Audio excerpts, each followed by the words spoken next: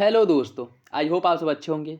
साथियों, हम लोग उत्तर प्रदेश आर ओ 2023 के लिए प्रैक्टिस सेट सॉल्व कर रहे हैं। और अभी जो प्रैक्टिस सेट सॉल्व कराया जा रहा है वो पीसीएस मंत्रा द्वारा पब्लिश किए गए टेस्ट सीरीज को हम लोग सॉल्व कर रहे हैं। और यह टेस्ट नंबर 5 है, जिसके अंतर्गत सामान्य अध्ययन पेपर फर्स्ट के महत्वपूर्ण प्रश्नों को सॉल्व किया जाएगा। तो यदि आप लोग चैनल पर नए हैं तो सब्सक्राइब कर लीजिए और बेल आइकन को प्रेस कर लीजिए, जिससे वीडियो के महत्वपूर्ण नोटिफिकेशन आप लोगों को मिलते रहें।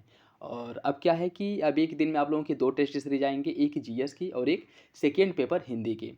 तो 2 टेस्ट सीरीज आएगा कंटिन्यू। और दिसंबर लास्ट तक आपका जो करंट अफेयर अर्धवार्षिकी करंट अफेयर है, घटना सार और घटना चक्र, वो भी आ जाएगी। उसके साथ साथ जो आर्थिकी है उसे भी प्रॉपर कवर कराया जाएगा, जिससे कि कहीं से भी कोई सेक्शन ऐसा ना छूटे जो जहाँ से एक डाउट रहे कि यहाँ से जो है क्वेश्चंस फंस सकते हैं, आ सकते हैं। तो आप लोग मेरे साथ बस बने रहिए। चैनल पे नया है तो सब्सक्राइब कर लीजिए और बेल आइकन को प्रेस कर लीजिए, जिससे वीडियो के महत्वपूर्ण नोटिफिकेशन आप लोगों को मिलते रहें। पीसीएस मंत्रा के यह टेस्ट नंबर 5 है। इसके बाद इसके जो टेस्ट की अगर हम बात करें तो 6-7 टेस्ट इसके और हैं। वो कंप्लीट कराने के बाद स्टडी फॉर सिविल सर्विसेज के 10 टेस्ट आए हैं, 10-12 टेस्ट आए हैं, उन्हें प्रॉपर अच्छे से कवर कराया जाएगा। उसके साथ साथ हिंदी के दृष्टि आईएएस के और ध्येय आईएएस के हिंदी के प्रॉपर आर ओ के लिए टेस्ट सीरीज भी आ चुका है, तो उसे भी प्रॉपर कवर कराया जाएगा। आप लोग मेरे साथ बस बने रहिए।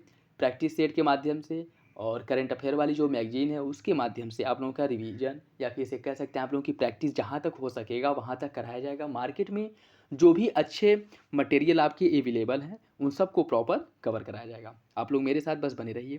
तो और वीडियो अगर अच्छा लगे तो लाइक करना बिल्कुल भी ना भूलें। अपने दोस्तों साथियों के साथ ज़रूर शेयर कर दिया करें।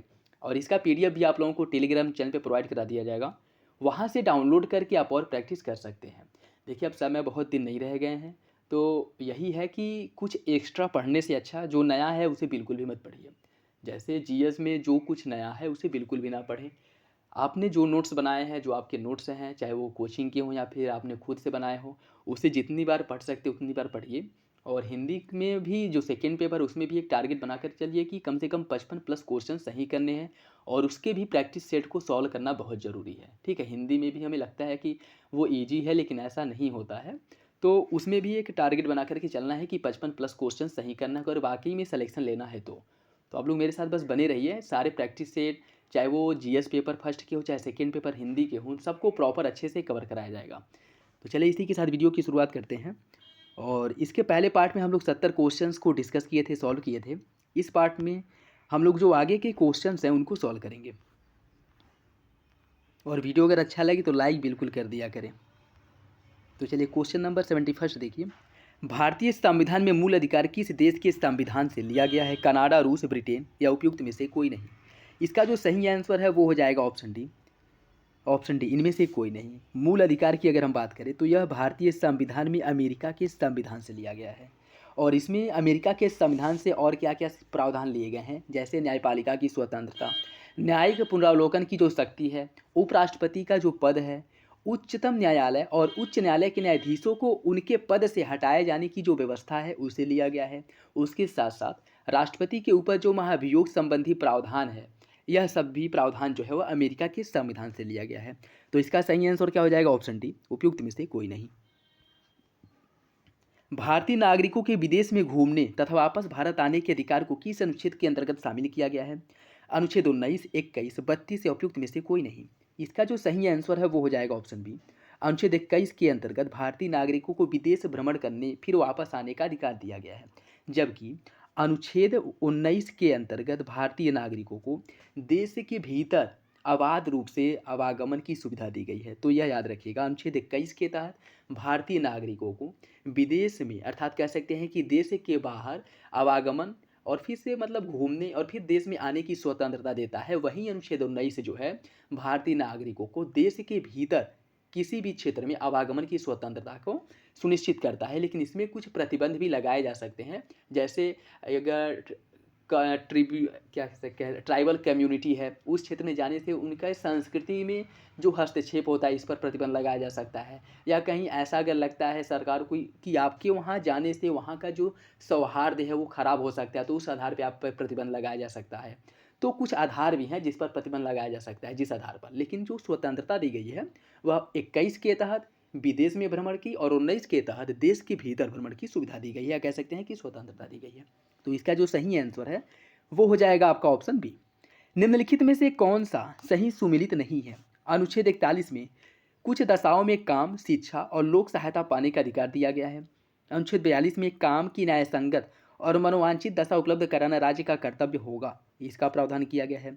अनुच्छेद 43 क में कर्मकारों के लिए निर्वाह मजदूरी की व्यवस्था की गई है। और अनुच्छेद 43 ख में सहकारी समितियों की स्थापना, उसकी अभिवृद्धि का वर्णन किया गया है। आपको बताना है कौन सा विकल्प गलत है। इसका जो सही आंसर है वो हो जाएगा ऑप्शन सी। सी जो है वो गलत है। गलत क्यों है? क्योंकि सी में जो प्रावधान किया गया है अनुच्छेद 43 क में, इसमें उद्योगों के प्रबंधन में कर्मकारों की सहभागिता का बात किया गया है। जबकि निर्वाह मजदूरी की अगर हम बात करें, कर्मकारों के लिए जो निर्वाह मजदूरी है उसका प्रावधान अनुच्छेद 43 में किया गया है, अनुच्छेद 43 में, ठीक है।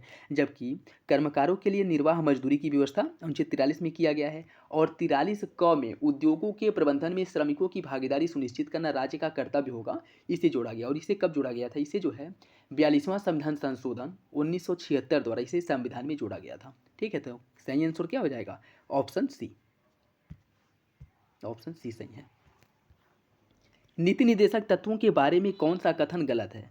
यह संविधान के भाग 5 में अनुच्छेद 36 से लेकर के 51 तक में विस्तृत है। इसे भारतीय संविधान में आयरलैंड के संविधान से लिया गया है।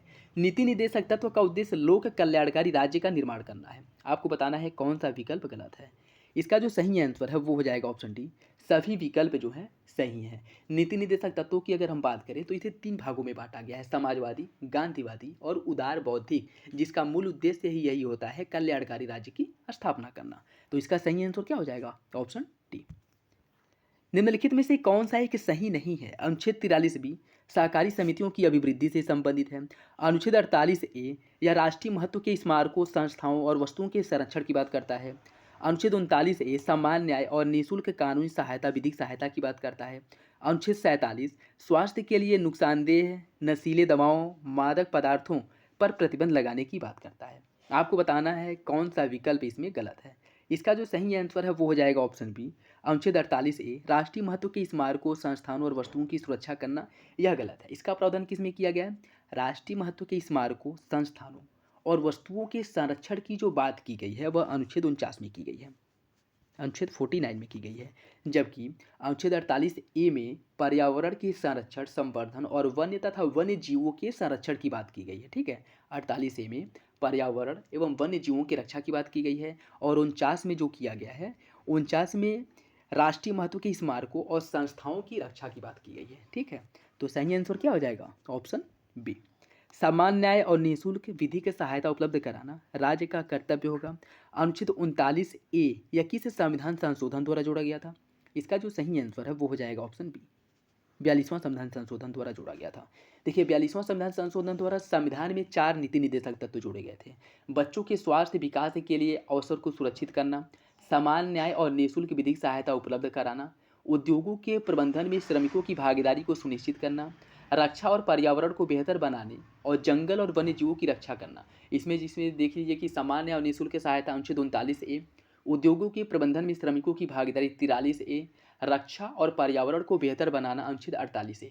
तो मतलब याद रखिएगा कि जो 39 कैपिटल ए है, 43 कैपिटल ए है और 48 कैपिटल ए है, इन सभी को 42वां संविधान संशोधन द्वारा जोड़ा गया था। तो अगर कहीं पे यह दिख जाएगा तो आग बंद करके उसको मार दीजिएगा 42वां संविधान संशोधन, ठीक है। यह ट्रिक समझिए या जो भी समझिए, याद करने का बस ये है कि याद होना चाहिए, ठीक।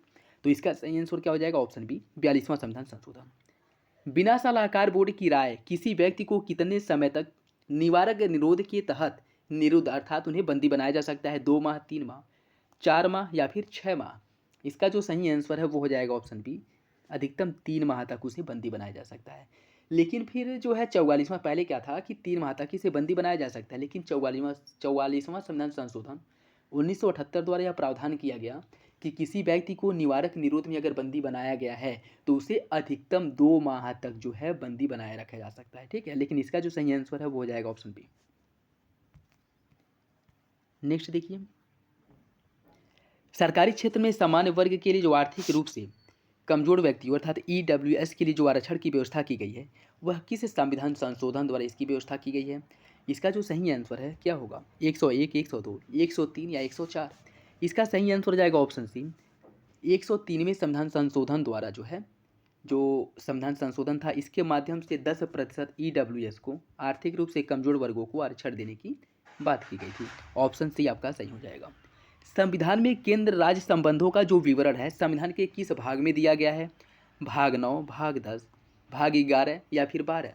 इसका जो सही आंसर है वो हो जाएगा ऑप्शन सी, भाग 11 में जो है केंद्र राज्य संबंधों का जो विवरण है वो दिया गया है।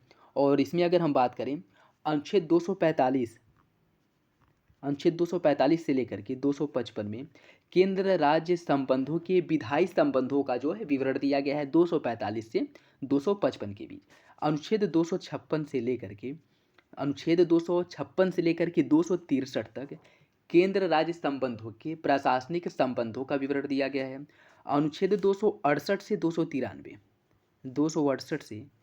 293 में केंद्र राज्य संबंधों के वित्तीय संबंधों का विवरण या इसकी चर्चा की गई है। ठीक है, तो अनुच्छेद 245 से लेकर के 255 में केंद्र राज्य के विधायी संबंधों का विवरण दिया गया है। 256 से 263 में प्रशासनिक संबंधों का विवरण दिया गया है। 268 से 293 में वित्तीय संबंधों का विवरण दिया गया है। और इन सब का जो वर्णन किया गया है संविधान के भाग 11 में इन सब का वर्णन किया गया है, या कह सकते हैं कि संविधान के भाग 11 में इसे रखा गया है। तो जो सही आंसर है वो हो जाएगा ऑप्शन सी। किस संविधान संशोधन के तहत शिक्षा को राज्य सूची से समवर्ती सूची में स्थानांतरित कर दिया गया? 42वां, 44वां, 76वां या फिर 86वां? इसका जो सही आंसर है वो हो जाएगा ऑप्शन ए, 42वां संविधान संशोधन 1976 द्वारा। पहले जो शिक्षा है वह राज्य सूची के अंतर्गत शामिल था, लेकिन 42वां संविधान संशोधन द्वारा शिक्षा को राज्य सूची से हस्तांतरित करके समवर्ती सूची में हस्तांतरित कर दिया गया, जिसपे केंद्र और राज्य दोनों के द्वारा कानून बनाया जा सकता है। तो सही आंसर हो जाएगा ऑप्शन ए। समस्त भारत या इसके किसी भाग में कानून बनाने का जो अधिकार है वह किसे दिया गया है? राष्ट्रपति, संसद, सर्वोच्च न्यायालय या राज्य की सहमति से राष्ट्रपति को? इसका जो सही आंसर है वो हो जाएगा ऑप्शन बी, संसद को समस्त भारत या इसके किसी भाग में या इसके किसी भाग के लिए कानून बनाने का जो अधिकार है वह संसद के पास है। ठीक है, और इसका जो प्रावधान है किसमें किया गया है? संविधान के भाग 11 अनुच्छेद 245 से लेकर के 255 में विधायी संबंधों का विवरण दिया गया है। तो सही आंसर क्या हो जाएगा? Option B. केंद्र और राज्यों के मध्य सामूहिक महत्व के विषयों की जांच एवं बहस के लिए अंतर्राज्यीय परिषद का गठन कौन करता है? संसद, प्रधानमंत्री, सर्वोच्च न्यायालय या राष्ट्रपति? इसका जो सही आंसर है वो हो जाएगा ऑप्शन डी, राष्ट्रपति द्वारा अंतर्राज्यीय परिषद का गठन किया जाता है। और इसका जो हेड अर्थात इसका जो प्रमुख होता है, अध्यक्ष होता है, वह प्रधानमंत्री होता है। ठीक है, तो सही आंसर क्या हो जाएगा? Option D. केंद्र एवं राज्यों के बीच कराधान व्यवस्था का निर्धारण इसकी सिफारिश राष्ट्रपति से कौन करता है? वित्त मंत्रालय, वित्त आयोग, आरबीआई या फिर प्रधानमंत्री कार्यालय? इसका जो सही आंसर है वो हो जाएगा ऑप्शन बी, वित्त आयोग द्वारा इसकी जो सिफारिश की जाती है। और प्रत्येक 5 वर्ष के अंतराल पर राष्ट्रपति द्वारा वित्त आयोग का गठन कराया जाता है। वित्त आयोग जो एक अर्ध न्यायिक संस्था है या निकाय है, और इसका जो वर्णन किया गया है संविधान की अनुच्छेद 280 में वित्त आयोग का प्रावधान किया गया है। सही आंसर हो जाएगा ऑप्शन बी। आनंदपुर साहिब प्रस्ताव का संबंध किससे है? वित्त मामले से, न्यायिक व्यवस्था में सुधार से, केंद्र राज्य संबंध से या फिर पंचायत से? इसका जो सही आंसर है वो हो जाएगा ऑप्शन सी, केंद्र राज्य संबंधों से रिलेटेड है आनंदपुर साहिब प्रस्ताव। और आनंदपुर साहिब प्रस्ताव की अगर हम बात करें, यह जो है आया था आपका 1973 में आनंदपुर साहिब प्रस्ताव का गठन किया गया था। 1973 में इसका गठन किया गया था और इसके द्वारा कुछ सिफारिशें की गई थी। जैसे इसने कहा था कि केंद्र को मात्र रक्षा, विदेश, संचार और मुद्रा के विषय को छोड़ करके अन्य जो भी विषय हैं वो राज्यों को हस्तांतरित कर देना चाहिए। इसके साथ साथ जो है अन्य जो प्रावधान हैं, जैसे राज्यों को स्वतंत्रता देनी चाहिए और राज्यपाल की जो नियुक्ति होती है वो भी निष्पक्ष रूप से करनी चाहिए। ठीक है, मतलब ये इसका मुख्य प्रावधान ये था कि कुछ शक्तियाँ जो बहुत ज़्यादा इम्पोर्टेंट है, जैसा कि ब्रिटिश भारत के समय जो डोमिनियन स्टेट था और डोमिनियन स्टेट में जो ब्रिटिश थे वो शक्तियाँ जो अपने पास रखते थे वो शक्ति जो है केंद्र अपने पास रखे, बाकी सभी जो शक्तियाँ हैं वो सभी शक्ति राज्यों को हस्तांतरित कर दिया जाए। यह सुझाव दिया था आनंदपुर साहिब प्रस्ताव में 1973 और इसका गठन जो है पंजाब सरकार द्वारा किया गया था। इसका गठन पंजाब सरकार द्वारा किया गया था। तो सही आंसर क्या हो जाएगा? Option C. संयुक्त राज्य लोक सेवा आयोग गठन कौन करता है? राष्ट्रपति, संबंधित राज्य विधानमंडल, आपसी सहमति से, संसद या फिर राज्यपाल? इसका जो सही आंसर वो हो जाएगा ऑप्शन सी, संसद द्वारा इसका गठन किया जाता है। भारतीय संसद द्वारा बनाए गए कानून लागू होते हैं भारत क्षेत्र के अंतर्गत विदेश में रह रहे भारतीय नागरिकों पर, विश्व में कहीं भी भारतीय नागरिकों की संपत्ति पर। इसका सही आंसर हो जाएगा ऑप्शन डी, सभी विकल्प आपके सही हैं। भारतीय संसद द्वारा जो कानून बनाया जाता है वह भारत के अंदर भारतीय नागरिकों पर तो लागू होता ही है, उसके साथ साथ अगर वो विदेश में रह रहे कहीं भी रह रहे हो उनके ऊपर वो भारतीय कानून लागू होगा, और उसके साथ साथ विदेश में अगर उनकी कोई संपत्ति है तो उस संपत्ति पर भी वो कानून लागू होगा। तो सही आंसर क्या हो जाएगा? Option D. प्रशासनिक सुधार आयोग का गठन किसकी अध्यक्षता में किया गया था? एमसी तलवाड़, मोरारजी देसाई, मदन मोहन पुच्छी या फिर आर.एस. सरकारिया? इसका जो सही आंसर है वो हो जाएगा ऑप्शन बी, मोरारजी देसाई के नेतृत्व में जो है प्रशासनिक सुधार आयोग का गठन किया गया था। कब किया गया था? 1966 में। और इनकी सिफारिशों, मोरारजी देसाई की जो सिफारिश है और इनके द्वारा जो रिपोर्ट प्रस्तुत किया गया था उस रिपोर्ट की समीक्षा करने के लिए एक पैनल का गठन किया गया था एमसी तलवाड़ की अध्यक्षता में, ठीक है। तो इसका जो प्रशासनिक सुधार आयोग का गठन किया गया था वह मोरारजी देसाई के नेतृत्व में 1966 में किया गया था, और इसके रिपोर्ट की समीक्षा के लिए एमसी तलवाड़ की अध्यक्षता में एक पैनल का गठन किया गया था। तो इसका सही आंसर क्या हो जाएगा? Option B, Morarji Desai. यदि केंद्र सरकार किसी राज्य सरकार द्वारा ऋण लेने पर गारंटी देती है तो ये गारंटी किस पर भारित होगी? राज्य की संचित निधि पर, केंद्र की संचित निधि पर, आरबीआई पर, यानी में से कोई नहीं। इसका जो सही आंसर वो हो जाएगा ऑप्शन बी, केंद्र की संचित निधि पर। इसे आप ऐसे कॉमन लैंग्वेज में समझ सकते हैं कि अगर मैं अपने रिस्क पर किसी को ऋण दिला रहा हूँ या फिर से किसी को कोई चीज़ दिला रहा हूँ और अगर वो है लेकर के पैसा लेकर के भाग जाए तो उसका जो दायित्व है, उत्तरदायित्व है, क्रेडिबिलिटी है, वो किसके ऊपर आएगा? उसके ऊपर आएगा, मेरे ऊपर आएगा? वो तो मेरे ऊपर आएगा ना, क्योंकि उसको जो ऋण दिलाया गया वो किसके द्वारा दिलाया गया है? मेरे द्वारा दिलाया गया है। तो इसमें बस ऐसे ही समझ लीजिए कि अगर किसी राज्य को केंद्र द्वारा ऋण दिलाया जाता है, ऋण की गारंटी दी जाती है, तो इसका जो क्रेडिबिलिटी है या कह सकते हैं इसका जो उत्तरदायित्व है वह केंद्र की संचित निधि पर आता है। तो सही आंसर क्या हो जाएगा? Option B. संविधान के किन अनुच्छेदों के बीच केंद्र व राज्यों के बीच प्रशासनिक संबंधों की व्याख्या की गई है? 245 से 55, 256 से 63, 64 से 67 या फिर 68 से 93? इसका जो सही आंसर है वो हो जाएगा ऑप्शन बी, 256 से 263, और इसका जो प्रावधान किया गया है भाग 11 में किया गया। याद रखिएगा, इंपॉर्टेंट है, ठीक है। ऑप्शन बी सही है। समाजवादी पार्टी की स्थापना कब की गई थी? 1980, 84, 92 या फिर 96? इसका जो सही आंसर वो हो जाएगा ऑप्शन सी, 1992 में समाजवादी पार्टी की स्थापना की गई थी। और भारतीय जनता पार्टी की स्थापना 1980 में की गई थी। बहुजन समाज पार्टी बसपा जो है इसकी स्थापना 1984 में की गई थी। और राष्ट्रीय लोकतंत्र जो दल है उसकी स्थापना 1996 में की गई थी। इसका जो सही आंसर है वो हो जाएगा ऑप्शन सी, 1992। निम्न में से कौन सा राजनीतिक दल राष्ट्रीय दल नहीं है? आम आदमी पार्टी, नेशनल पीपुल्स पार्टी, राष्ट्रवादी कांग्रेस या भारतीय कम्युनिस्ट पार्टी? इसका जो सही आंसर है वो हो जाएगा ऑप्शन ए, आम आदमी पार्टी।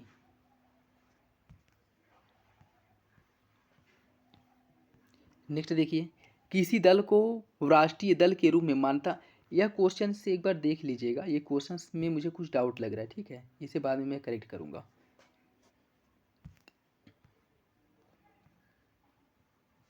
नेक्स्ट देखिए, किसी दल को राष्ट्रीय दल के रूप में मान्यता पाने के लिए निम्न में से कौन सी दशा पूरी होनी चाहिए?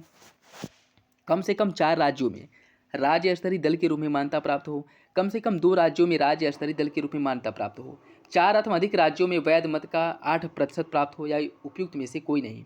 इसका जो सही आंसर है वो हो जाएगा ऑप्शन ए, कम से कम 4 राज्यों में राज्य स्तरीय दल का दर्जा उसे प्राप्त हो। अन्य कुछ इसकी राष्ट्रीय दल का दर्जा प्राप्त करने के लिए अन्य कुछ योग्यताएं दी गई हैं जो कि निम्नलिखित है। वो क्या क्या है? जैसे कि अगर कोई पंजीकृत दल 3 विभिन्न राज्यों में लोकसभा की कुल सीटों का कम से कम 2% सीट प्राप्त करता है तब उसे राष्ट्रीय दल का दर्जा प्राप्त हो सकता है। या फिर यदि किसी दल को 4 अलग अलग राज्यों में लोकसभा या फिर विधानसभा चुनाव में कम से कम 6% वोट मिला हो, या फिर लोकसभा में कम से कम 4 सीट उसे हासिल हो।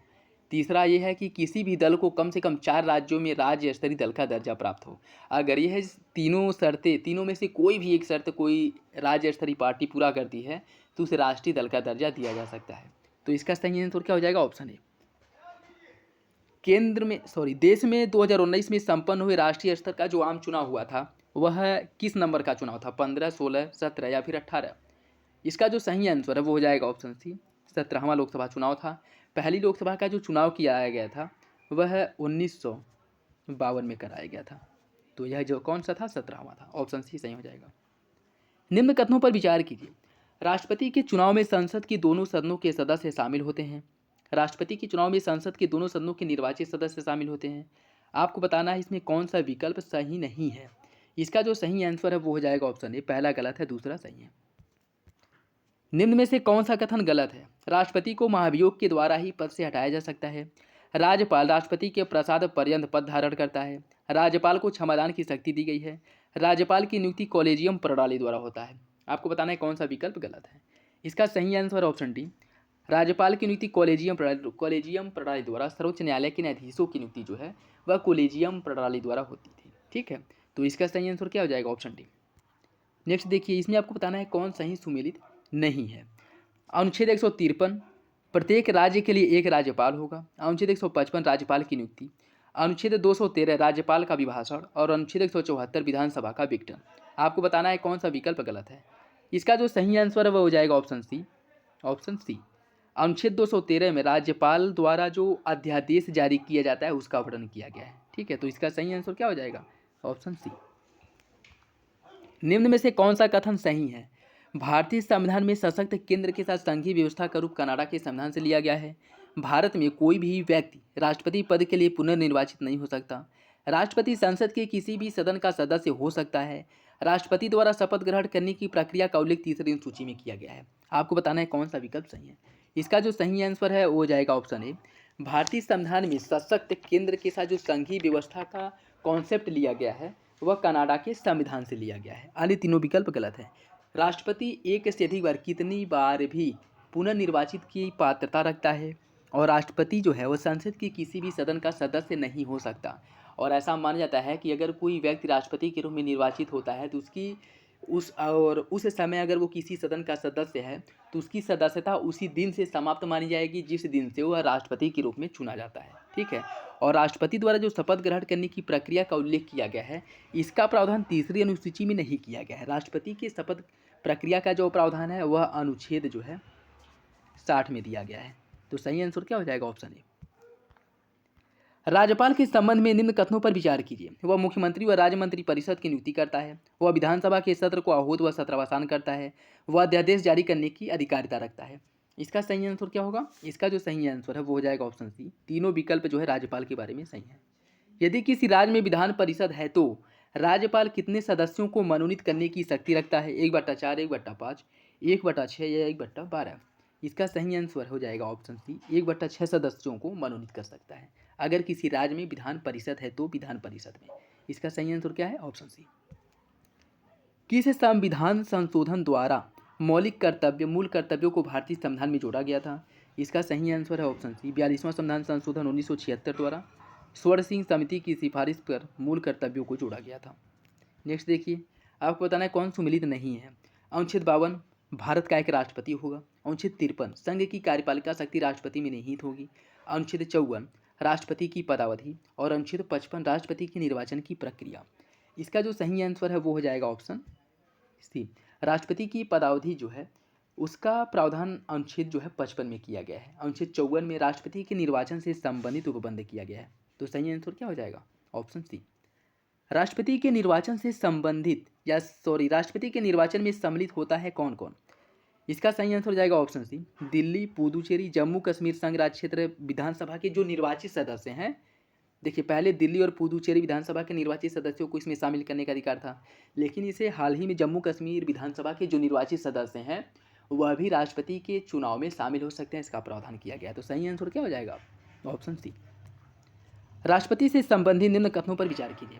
संघ की कार्यपालिका शक्ति राष्ट्रपति में निहित होगी। राष्ट्रपति अपनी कार्यपालिका शक्ति का प्रयोग संविधान के अनुसार स्वयं या अपने अधीनस्थ अधिकारियों के माध्यम से करेगा। भारत का राष्ट्रपति तीनों सेनाओं का अध्यक्ष होता है। आपको बताना है कौन सा विकल्प सही है। इसका जो सही आंसर है वो हो जाएगा ऑप्शन डी, सभी विकल्प जो है राष्ट्रपति के बारे में सही है। निम्न में से कौन सा मौलिक कर्तव्य से संबंधित नहीं है? माता पिता अथवा अभिभावक को 8 से 14 वर्ष तक की आयु वाले बच्चों के लिए शिक्षा का अवसर उपलब्ध कराना, भारत की संप्रभुता, एकता, अखंडता की रक्षा करना, संविधान का पालन करना और उसकी दशाओं, उसकी आदर्श जो हैं संस्थाएं, राष्ट्रध्वज, राष्ट्रगान, इन सब का आदर करना। इसके साथ साथ देश की रक्षा करना और आह्वान करने पर राष्ट्र की सेवा करने के लिए तत्पर रहना।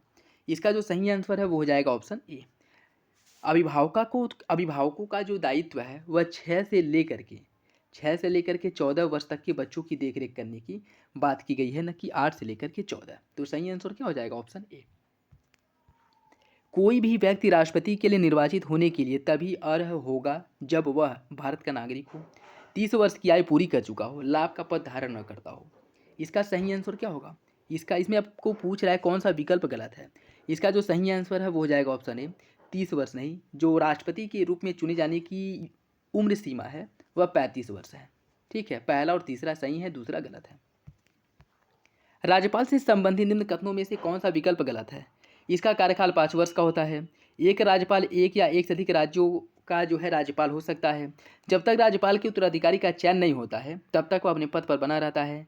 राज्यपाल का कार्यकाल पूर्ण होने पर वह पुनः नियुक्त नहीं हो सकता। आपको बताना है कौन सा विकल्प गलत है।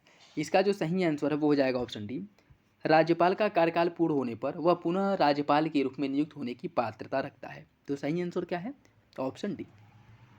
किसी व्यक्ति को राज्यपाल के रूप में तभी नियुक्त किया जा सकता है यदि वह 35 वर्ष की आयु पूरी कर चुका हो। सही आंसर हो जाएगा ऑप्शन सी। निम्न में से किसकी नियुक्ति राष्ट्रपति द्वारा नहीं की जाती है? महान न्यायवादी, महाधिवक्ता, महालेखा परीक्षक या राजभाषा आयोग के अध्यक्ष। इसका सही आंसर है ऑप्शन बी, महाधिवक्ता। इसकी जो नियुक्ति है वह राज्यपाल द्वारा की जाती है, न कि राष्ट्रपति द्वारा। अन्य जो हैं महाधिवक्ता, जैसे महान न्यायवादी हो गए, महालेखा परीक्षक और राजभाषा आयोग के अध्यक्ष, इन सब की नियुक्ति राष्ट्रपति द्वारा की जाती है, जबकि महाधिवक्ता की नियुक्ति राज्यपाल करता है। सही आंसर हो जाएगा ऑप्शन बी। निम्न कथनों में से कौन सा कथन भारत शासन अधिनियम 1858 से संबंधित नहीं है? इसके तहत भारत की शासन व्यवस्था पर महारानी का नियंत्रण हो गया। इसने भारत के राज्य सचिव पद को समाप्त कर दिया। गवर्नर जनरल पदनाम बदल करके भारत का वायसराय कर दिया और भारत का पहले वायसराय लॉर्ड कैनिंग थे। आपको बताना है कौन सा विकल्प गलत है। इसका जो सही आंसर है वो हो जाएगा आपका ऑप्शन बी। इसने भारत सचिव पद को समाप्त कर दिया है, गलत है। इसके द्वारा भारत सचिव पद का सृजन किया गया था, न कि इसे समाप्त किया गया था। तो सही आंसर क्या हो जाएगा? Option B. भारतीय संविधान में सशक्त केंद्र के साथ संघीय व्यवस्था की जो अवधारणा है वह किस देश के संविधान से लिया गया है? इसका सही आंसर हो जाएगा ऑप्शन ए, कनाडा के संविधान से लिया गया है। कनाडा के संविधान से जो महत्वपूर्ण व्यवस्थाएं भारतीय संविधान में ली गई हैं उसमें अगर देखा जाए तो एक सशक्त केंद्र के साथ संघीय व्यवस्था, उसके साथ अवशिष्ट शक्तियां जो केंद्र में निहित होंगी, केंद्र द्वारा राज्य के राज्यपाल की नियुक्ति तथा उच्च न्यायालय या उच्चतम न्यायालय का जो परामर्शी क्षेत्राधिकार है, ये सभी व्यवस्थाएं, ये सभी प्रावधान जो है कनाडा के संविधान से लिया गया है। तो सही आंसर इसका क्या हो जाएगा? Option A. 1 नवंबर 1949 को संविधान को जब अंगीकार किया गया था उस समय संविधान में कितने अनुच्छेद थे? 13, 14, 15 या फिर 16? इसका जो सही आंसर है वो हो जाएगा ऑप्शन बी। उस समय संविधान में 16 अनुच्छेद थे। भारत शासन अधिनियम 1935 के प्रावधानों के संदर्भ में निम्नलिखित कथनों पर विचार कीजिए। इसने केंद्र में द्वैध शासन व्यवस्था को समाप्त कर दिया। इसने प्रांतों में द्वैध शासन प्रणाली का प्रारंभ किया। इसके द्वारा 11 राज्यों में द्विसदनी व्यवस्था की प्रारंभ की गई। आपको बताना है कौन सा विकल्प सही है। 1, 1, 2, 3 उपयुक्त में से सभी, उपयुक्त में से कोई नहीं। इसका जो सही आंसर है वो हो जाएगा ऑप्शन डी, सभी विकल्प गलत है। भारत शासन अधिनियम 1935 द्वारा केंद्र में द्वैध शासन व्यवस्था को समाप्त नहीं किया गया, शुरू किया गया था, और प्रांतों में द्वैध शासन व्यवस्था को प्रारंभ नहीं किया गया था, समाप्त किया गया था। ठीक है, और इसके द्वारा 11 नहीं बल्कि 6 राज्यों में द्विसदनी व्यवस्था को प्रारंभ किया गया, जिसके तहत विधान परिषद की स्थापना की गई थी। और यह 6 राज्य थे बंगाल, बम्बई, मद्रास, बिहार, संयुक्त प्रांत और असम। इन राज्यों में द्विसदनी विधायिका की शुरुआत की गई थी भारत शासन अधिनियम 1935 द्वारा। तो सही आंसर क्या हो जाएगा? Option D. निम्नलिखित में से कौन संविधान सभा की प्रारूप समिति के सदस्य नहीं थे? एन गोपालास्वामी, जवाहरलाल नेहरू, अल्लादी कृष्णम स्वामी अय्यर या फिर के एम मुंशी? इसका सही आंसर हो जाएगा ऑप्शन बी, जवाहरलाल नेहरू इसके सदस्य नहीं थे। इसके अध्यक्ष थे डॉक्टर भीमराव अम्बेडकर और इसमें उन्हें मिला करके टोटल इसमें 7 सदस्य थे, जिसमें N Gopalaswami Ayyangar, Alladi Krishnaswami Ayyar, K M Munshi, Mohammad Saadulla, B L Mitra, D P Khaitan. जिसमें बी एल मित्र द्वारा अपनी सीटें खाली कर दी गई थी, जिनके स्थान पर माधव राय और डी पी खेतान, इनकी मृत्यु हो गई थी 1948 में, तो इनके स्थान पर टी टी कृष्णमचारी को शामिल किया गया। तो याद रखिएगा, क्वेश्चन पूछा गया है कि दो व्यक्ति जो एक व्यक्ति जिनके द्वारा पद छोड़ दिया गया था और एक व्यक्ति जिनकी मृत्यु हो गई थी, उनके स्थान पर किसे जो है पुनः नियुक्त किया गया था। तो एक हैं बी एल मित्रा, ठीक है, बी एल मित्रा और D P Khaitan. B L Mitra के स्थान पर एन माधव राव को नियुक्त किया गया था और डी पी खेतान के स्थान पर टी टी कृष्णमचारी को। तो इसका सही आंसर क्या हो जाएगा? Option B. निम्नलिखित में से कौन सा प्रावधान 1833 के चार्टर अधिनियम में किए गए थे?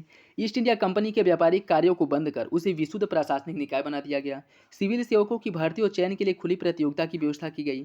कंपनी के राजनीतिक और वाणिज्यिक कार्यों को अलग कर दिया गया। आपको बताना है कौन सा विकल्प सही है। इसका जो सही आंसर है वो हो जाएगा ऑप्शन ए, पहला सही है। 1833 के चार्टर एक्ट द्वारा कंपनी, जो पहले एक व्यापारिक कंपनी थी, उससे व्यापार जो है भारत में पूरे विदेश, मतलब पूरे भारत का जो व्यापार है विदेशी कंपनियों के लिए खोल दिया गया, ठीक है। और जो इसका एक अधिकार था इसे पूर्णतः समाप्त कर दिया गया और इसे यह एक विशुद्ध प्रशासनिक निकाय के रूप में बदल दिया गया था। और सिविल सेवकों की भर्ती की जो खुली प्रतियोगिता का प्रावधान किया गया था, इसका प्रावधान 1853 के चार्टर एक्ट में किया गया था। 1853 के चार्टर एक्ट में किया गया था। और कंपनी के राजनीतिक एवं वाणिज्यिक कार्यों को जो पृथक किया गया था वह 1784 के पिट्स इंडिया एक्ट द्वारा किया गया था, ठीक है। 1784 के पिट्स इंडिया एक्ट द्वारा किया गया था। तो सही आंसर क्या हो जाएगा? Option A. संविधान सभा की गठित समितियों में समिति एवं उनके अध्यक्ष के संबंध में कौन सुमेलित नहीं है? प्रांतीय संविधान समिति के अध्यक्ष जे बी कृपलानी थे। प्रारूप समिति के अध्यक्ष डॉक्टर भीमराव अम्बेडकर, संचालन समिति के डॉक्टर राजेंद्र प्रसाद, सर्वोच्च न्यायालय की तदर्थ समिति के अध्यक्ष एस वरदाचारी थे। आपको बताना है कौन सा विकल्प गलत है। इसका जो सही आंसर है वो हो जाएगा ऑप्शन ए, पहला गलत है। देखिए, संघ शक्ति समिति और संघीय संविधान समिति, इन दोनों के जो अध्यक्ष थे वह जवाहरलाल नेहरू थे, ठीक है। संघ शक्ति समिति और संघीय संविधान समिति, ठीक है, इन दोनों के अध्यक्ष जवाहरलाल नेहरू। प्रांतीय संविधान समिति के अध्यक्ष जे बी कृपलानी नहीं बल्कि सरदार वल्लभ भाई पटेल थे प्रांतीय संविधान समिति के अध्यक्ष। प्रारूप समिति के अध्यक्ष डॉक्टर भीमराव अम्बेडकर। राज्यों में समझौता करने वाली जो समिति थी इसके अध्यक्ष जवाहरलाल नेहरू। संचालन समिति के अध्यक्ष डॉक्टर राजेंद्र प्रसाद। राष्ट्रीय ध्वज संबंधी जो तदर्थ समिति थी उसके अध्यक्ष डॉक्टर राजेंद्र प्रसाद। और सर्वोच्च न्यायालय के लिए जो तदर्थ समिति थी उसके अध्यक्ष एस वारदाचारी थे। तो इसका जो सही आंसर है वो हो जाएगा ऑप्शन ए। निम्नलिखित में से यह किसका कथन था कि उद्देशिका आधारशिला है तो संविधान उस पर खड़ी अट्टालिका? इसका जो सही आंसर है वो हो जाएगा ऑप्शन सी। सुभाष कश्यप ने कहा था कि संविधान शरीर है तो उद्देशिका उसकी आत्मा, और उद्देशिका आधारशिला है तो संविधान उस पर खड़ी अट्टालिका। इसका सही आंसर क्या हो जाएगा? Option D. Doctor Bhimrao Ambedkar, इनके तो अनुच्छेद 32 को संविधान की आत्मा कहा गया था। और न्यायमूर्ति एम हिदायतुल्ला, इन्होंने संविधान की मूल आत्मा कहा था। किसे? उद्देशिका को संविधान की मूल आत्मा कहा था न्यायमूर्ति हिदायतुल्ला ने, ठीक है। और के एम मुंशी जो हैं इन्होंने उद्देशिका को राजनीति की जन्मपत्री कहा था। तो इसका सही आंसर क्या हो जाएगा? Option D. निम्नलिखित में से किस अधिनियम के प्रावधानों को हितैषी निरंकुशवाद का नाम दिया गया है? भारतीय परिषद अधिनियम 1909, भारत शासन अधिनियम 1919, भारत शासन अधिनियम 1935 या उपयुक्त में से कोई नहीं। इसका जो सही आंसर है वो हो जाएगा ऑप्शन ए। भारत परिषद अधिनियम 1919 को हितैषी निरंकुशवादी नाम दिया गया है, ठीक है। सही आंसर हो जाएगा ऑप्शन ए। निम्नलिखित में से किस अधिनियम के द्वारा भारत में दास प्रथा को समाप्त कर दिया गया था? Pitt's India act 1784, charter act 1813, charter act 1833 या चार्टर एक्ट 1853? इसका जो सही आंसर है वो हो जाएगा ऑप्शन सी। और चार्टर एक्ट 1833 द्वारा भारत से दास प्रथा को समाप्त करने की बात की गई थी। और भारत से दास प्रथा जो अंतिम रूप से समाप्त हुआ था वह 1843 में हुआ था, ठीक है। लेकिन जो हुआ था यह 1833 के चार्टर एक्ट के अकॉर्डिंग ही हुआ था। तो सही आंसर क्या हो जाएगा? Option C. निम्नलिखित कथनों पर विचार कीजिए। संविधान की प्रस्तावना विधायिका की शक्ति का स्रोत है एवं उसकी शक्तियों पर प्रतिबंध लगा सकता है। संविधान की प्रस्तावना न्यायोचित है एवं इसकी व्यवस्था को न्यायालय में चुनौती दी जा सकती है। आपको बताना है कौन सा विकल्प सही है। इसका जो सही आंसर है वो हो जाएगा ऑप्शन डी। दोनों विकल्प आपके गलत हैं। नेक्स्ट देखिए, भारतीय संविधान की कौन सी विशेषता संसदीय संप्रभुता के सिद्धांत के विपरीत है? संवैधानिक सर्वोच्चता का सिद्धांत, शक्तियों के पृथक्करण का सिद्धांत, न्यायिक समीक्षा का सिद्धांत।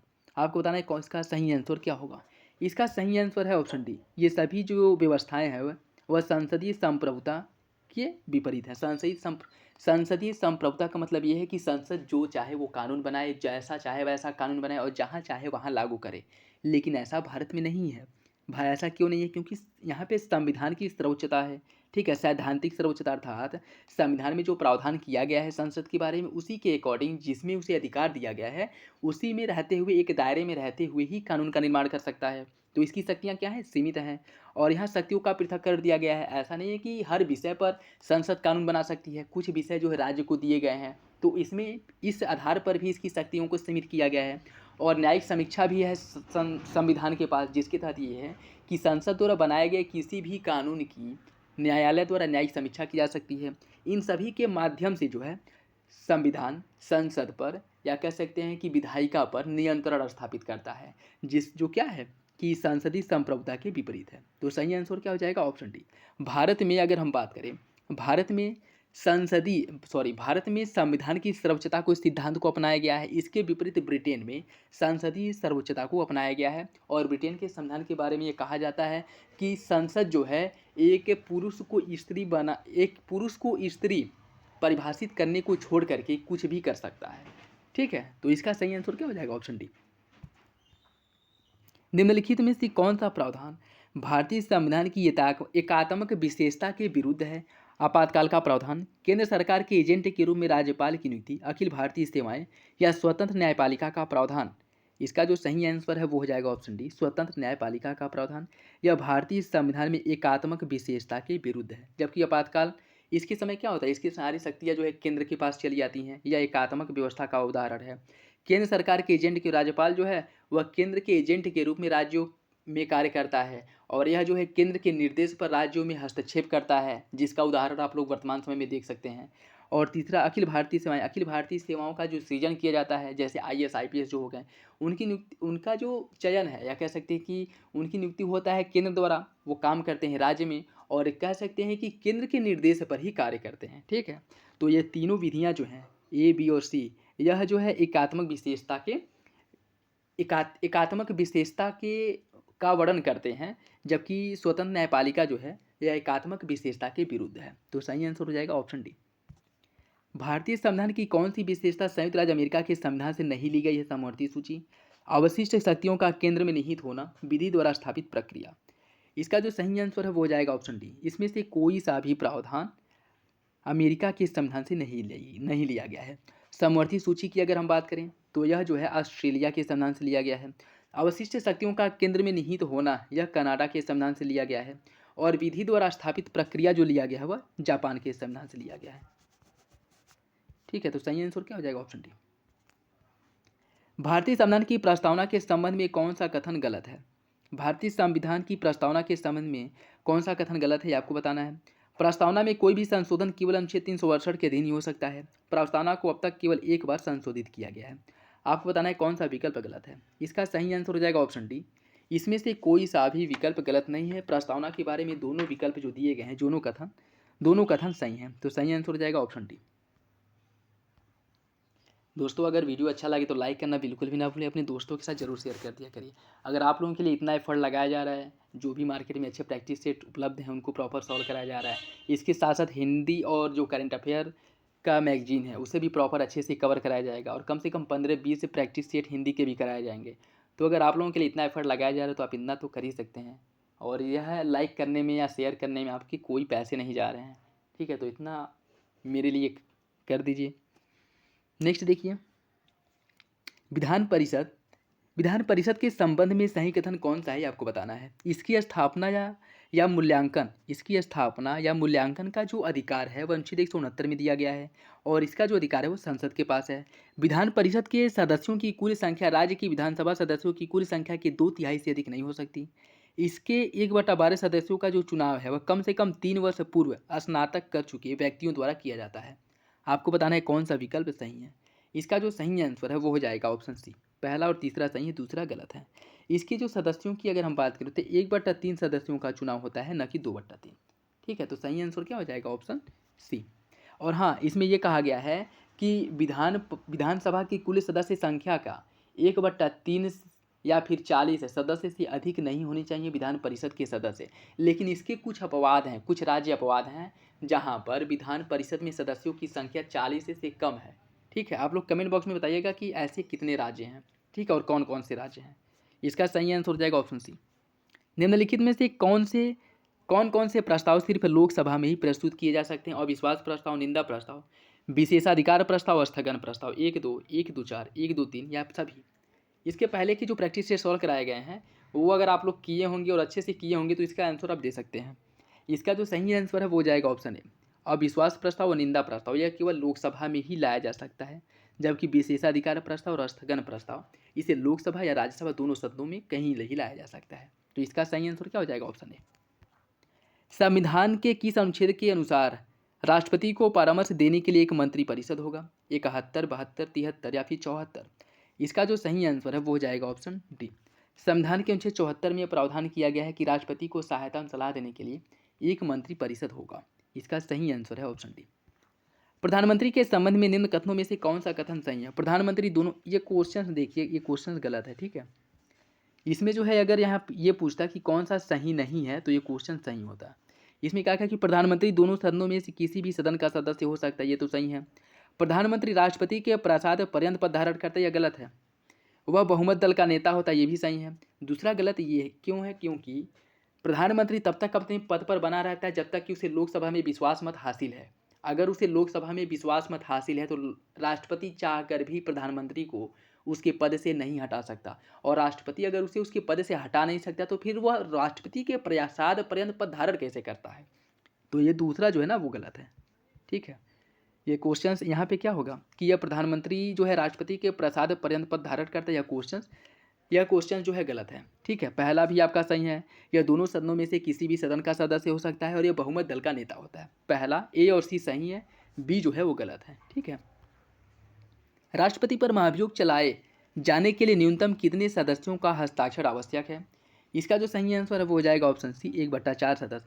अगर देखिए राष्ट्रपति के ऊपर महाभियोग चलाना है तो वह प्रस्ताव लाने के लिए ही कम से कम 1/4 सदस्यों के हस्ताक्षर होने चाहिए, तभी वह उसे जो है लोकसभा या राज्यसभा में वो प्रस्ताव पेश कर सकते हैं। बाकी उस पर मतदान होगा वो तो अलग की बात है, उसे पेश करने के लिए ही इतने सदस्यों की अनुमति चाहिए। ठीक है, तो 1/4 सदस्यों की अनुमति होगी तभी आप लोकसभा में या राज्यसभा में पेश करेंगे, और वहाँ पे पेश करेंगे तो उस पर चर्चा होगी। चर्चा होने के बाद अगर उस पर 2/3 बहुमत से प्रस्ताव पारित हो जाता है तो वह अगले सदन में जाएगा। जैसे अगर लोकसभा में पेश हुआ था और उस पर 2/3 बहुमत से प्रस्ताव पारित हो गया तो फिर वह राज्यसभा में जाएगा।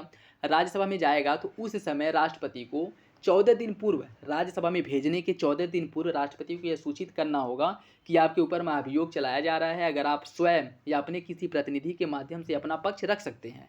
ठीक है, और राज्यसभा में भी या फिर लोकसभा में दूसरे सदन में भी अगर 2/3 बहुमत से प्रस्ताव पारित हो जाता है तो राष्ट्रपति को उसके पद से हटाया जा सकता है। तो इसका सही आंसर क्या हो जाएगा? Option C. संविधान के किस अनुच्छेद में राज्य के महाधिवक्ता पद का सृजन किया गया है? 163, 65, 167 या 169? इसका जो सही आंसर है वो हो जाएगा ऑप्शन बी। अनुच्छेद 165 में राज्य के महाधिवक्ता के बारे में प्रावधान किया गया है। ठीक है, तो सही आंसर क्या हो जाएगा? Option B. और राज्य का जो महाधिवक्ता है वो राज्य का सर्वोच्च कानून अधिकारी होता है। इसका सही आंसर है ऑप्शन बी। नेक्स्ट देखिए, विधान परिषद के बारे में निम्नलिखित कथनों पर विचार कीजिए। यह भारत के सभी राज्यों में है। इसके सभापति का चुनाव राज्यपाल द्वारा किया जाता है। विधान परिषद में चुने जाने के लिए सदस्यों की जो न्यूनतम आयु है वह 30 वर्ष होनी चाहिए। राज्य विधान परिषद के 1/3 सदस्य राज्यपाल द्वारा मनोनीत किए जाते हैं। आपको बताना है कौन सा विकल्प गलत है। इसका जो सही आंसर है वो हो जाएगा ऑप्शन डी। पूछा है कौन सा सही नहीं है, तो सभी विकल्प जो है वह गलत है। ठीक है, देखिए अगर इसकी हम बात करें, वर्तमान में भारत में अगर इसमें क्या कह रहा है कि भारत के सभी राज्यों में विधान परिषद है, जो कि गलत है। केवल 6 राज्य ऐसे हैं जहाँ पे विधान परिषद है। ठीक है। और विधान परिषद के सभापति विधान परिषद के सदस्यों द्वारा चुने जाते हैं, न कि राज्यपाल द्वारा चुने जाते हैं, तो दूसरा भी गलत हो गया। और विधान परिषद के सदस्य होने के लिए जो न्यूनतम आयु है वह 35 वर्ष नहीं 30 वर्ष है। और राज्य विधान परिषद के सदस्यों में से 1/3 सदस्य राज्यपाल द्वारा मनोनीत किए जाते हैं, यह गलत है। कितने होते हैं? 1/6 होते हैं। तो सही आंसर क्या हो जाएगा? Option D. राज्य विधानमंडल के द्वारा पारित किसी विधेयक को रोकने की राज्य विधान परिषद के पास जो अधिकतम शक्ति है, अधिकतम सीमा है, वह कितने महीने तक की है? 1 महीना, 2 महीना, 3 महीना या फिर 4 महीना? इसका जो सही आंसर है वो हो जाएगा ऑप्शन डी, अधिकतम 4 महीने तक रोक सकता है। देखिए, पहली बार में वह 3 माह तक रोक सकता है, उसके बाद जो है उसके पास 1 माह रोकने की और शक्ति है, तो कुल जो है 4 माह तक वो अपने पास रोक सकता है। सही आंसर हो जाएगा ऑप्शन डी। नेक्स्ट देखिए, किस अनुच्छेद के तहत किसी विधेयक को पारित कराने के लिए संयुक्त अधिवेशन का प्रावधान किया गया है? इसका सही आंसर हो जाएगा ऑप्शन बी, संयुक्त अधिवेशन या संयुक्त बैठक का जो प्रावधान किया गया है अनुच्छेद 108 में किया गया है। ठीक है। अनुच्छेद 114 में विनियोग विधेयक का प्रावधान किया गया है। 112 वार्षिक वित्तीय विवरण का प्रावधान है। और 102 की अगर हम बात करें तो इसमें सदस्यों को, जो संसद के सदस्य हैं, उनकी निर्भरताएं के बारे में प्रावधान किया गया है। तो इसका सही आंसर क्या हो जाएगा? Option B. निम्नलिखित में से कौन सा संसद सदस्यों का सामूहिक विशेष अधिकार नहीं है? साक्षी के रूप में उपस्थिति से स्वतंत्रता, संसद के आंतरिक विषयों का संचालन का अधिकार, चर्चा एवं प्रक्रिया की स्वतंत्रता, अपरिचितों को सदन से बाहर रखने का विशेष अधिकार। आपको पूछ रहा है कि इसमें से कौन सामूहिक विशेषाधिकार नहीं है? इसका सही आंसर हो जाएगा ऑप्शन ए, साक्षी के रूप में किसी भी न्यायालय में उपस्थित होने का जो सांसद का अधिकार है, यह व्यक्तिगत अधिकार है। अन्य तीनों विकल्प बी और सी और डी, यह तीनों जो अधिकार हैं वह सामूहिक अधिकार है। तो इसका जो सही आंसर है वो हो जाएगा ऑप्शन ए। निम्नलिखित में से संसद के सत्रों में कौन शामिल नहीं है? बजट सत्र, ग्रीष्मकालीन सत्र, मानसून सत्र या फिर शीतकालीन सत्र? इसका सही आंसर है ऑप्शन बी, ग्रीष्मकालीन सत्र का कोई प्रावधान नहीं किया गया है। देखिए, अनुच्छेद 135 सॉरी 35 नहीं, अनुच्छेद 85 है। अनुच्छेद 85 में कहा गया है कि संसद की 2 बैठकों के बीच 6 महीने से अधिक का समय नहीं होना चाहिए। इससे तात्पर्य क्या निकलता है कि 1 वर्ष में संसद के कम से कम कितने बैठक होनी चाहिए? 2 बैठक होनी चाहिए। और यह बैठक जो होते हैं कितने होते हैं? 3 होते हैं। एक बजट सत्र जो फरवरी से मई तक चलता है, दूसरा मानसून सत्र है जो जुलाई से सितंबर तक चलता है, तीसरा शीतकालीन सत्र जो वर्तमान में चल रहा है जो नवंबर से दिसंबर तक चलता है। तो इसका सही आंसर क्या हो जाएगा? इसका सही आंसर हो जाएगा ऑप्शन बी, ग्रीष्मकालीन प्रकार का कोई सत्र नहीं होता है। निम्न में से कौन सा कथन सही नहीं है? मंत्रिपरिषद का एक निश्चित कार्यकाल होता है। मंत्रिपरिषद के सदस्य सामूहिक रूप से लोकसभा के प्रति उत्तरदायी होते हैं। यह केंद्र की मंत्रिपरिषद की बात कर रहा है, ठीक है। और मंत्रिपरिषद के सदस्य व्यक्तिगत रूप से संसद के प्रति उत्तरदायी होते हैं। मंत्रिपरिषद के सदस्यों की संख्या लोकसभा के सदस्यों की संख्या के 15% से अधिक नहीं हो सकती। आपको बताना है कौन सा विकल्प गलत है।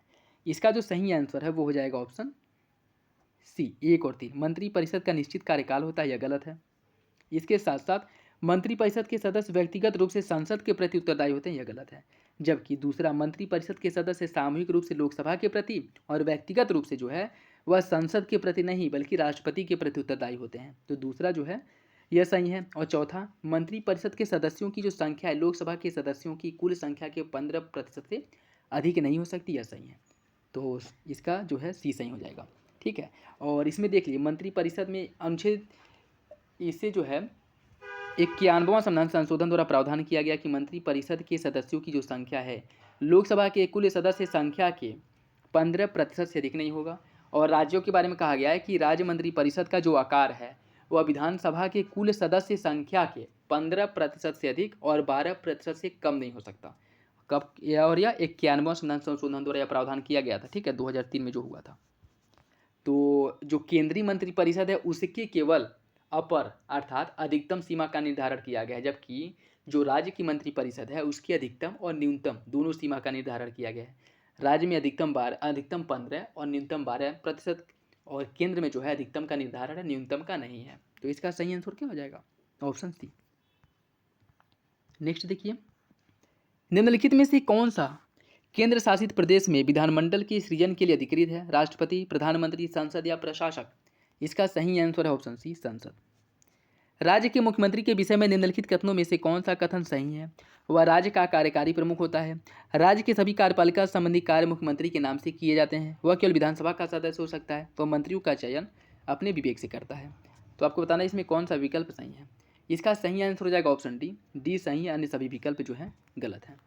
निम्नलिखित में से किस परिस्थिति में किसी संसद सदस्य को अयोग्य घोषित किया जा सकता है? वह अपने राजनीतिक दल की सदस्यता स्वेच्छा से छोड़ देता है तो, कोई निर्दलीय सदस्य के रूप में निर्वाचित होता है और उसके 6 महीने के भीतर वह किसी दल में शामिल हो जाता है, या फिर वह अपनी राजनीतिक पार्टी के द्वारा दिए गए कोई सदस्य जो है वह अपनी राजनीतिक पार्टी द्वारा दिए गए दिशा निर्देश, जिसे विहिप कहते हैं, उसका पालन अगर नहीं करता है तो आपको बताना है कौन सा विकल्प इसमें सही होगा। इसका सही आंसर हो जाएगा ऑप्शन डी। ये तीनों आधारों पर जो है संसदों की अयोग्य घोषित किया जा सकता है। ऑप्शन डी सही है। संसद के किसी सदस्य द्वारा वाद विवाद को समाप्त करने के लिए लाया जाने वाला प्रस्ताव क्या है? कटौती, विशेषाधिकार, ध्यानाकर्षण या फिर स्थगन? इसका सही आंसर है ऑप्शन ए, कटौती प्रस्ताव। नेक्स्ट देखिए, और आज का लास्ट क्वेश्चन, इसमें आपको बताना है कौन सुमेलित नहीं है। राजस्थान में जो लोकसभा की सीटें हैं 25 हैं, पंजाब में 12 हैं, गोवा में 2 है और बिहार में 40 है। आपको बताना है कौन सा विकल्प गलत है। इसका सही आंसर हो जाएगा ऑप्शन बी। पंजाब में जो लोकसभा की सीटें हैं वह 13 है, न कि 12। तो ऑप्शन बी जो है सही है। ये था आज का last question. I hope video आप लोगों को अच्छा लगा होगा। वीडियो पसंद आए तो लाइक करना बिल्कुल भी ना भूलें। अपने दोस्तों साथियों के साथ वीडियो जरूर शेयर कर दिया करें।